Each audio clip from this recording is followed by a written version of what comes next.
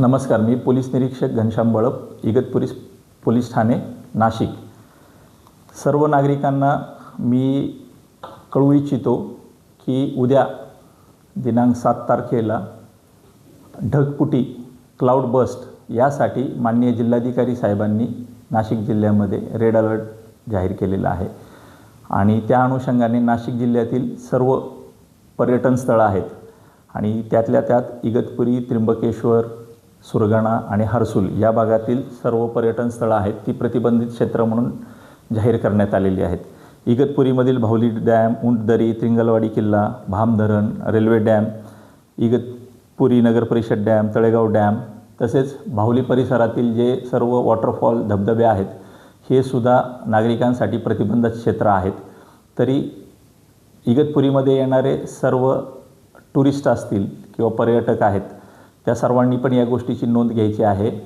उद्यापासून 48 तासांकरता हे सर्व क्षेत्र प्रतिबंधित क्षेत्र राहणार आहेत। सर्व नागरिकांनी आणि पर्यटकांनी आपल्या जीविताची संरक्षण करणे किंवा काळजी घेणे या हेतूने पाण्याच्या ठिकाणी, क्लाइम्बिंगचे जे एरियाज आहेत किंवा ट्रेकिंगचे एरियाज आहेत, वॉटरफॉल्स आहेत त्या ठिकाणी जाण्याचं टाळायचं आहे आणि पोलीस प्रशासन आणि जिल्हा प्रशासनाला सहकार्य करायचं आहे।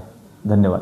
या सर्व ठिकाणी आपण बंदोबस्त लावलेला आहे का? या सर्व ठिकाणी पोलीस बंदोबस्त तसेच इरिगेशन डिपार्टमेंट, फॉरेस्ट डिपार्टमेंट, महसूल विभाग या सर्वांनी चोख व्यवस्था केलेली आहे आणि बंदोबस्त लावण्यात आलेला आहे।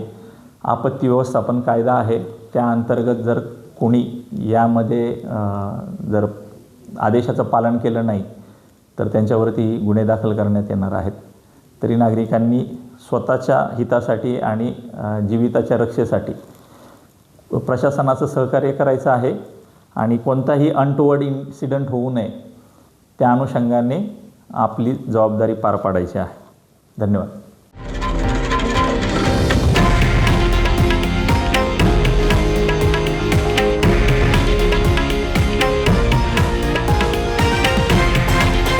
हे आहे देशातील नंबर 1 न्यूज नेटवर्क आणि आपण पाहत आहात TV9 मराठी, एकमेव।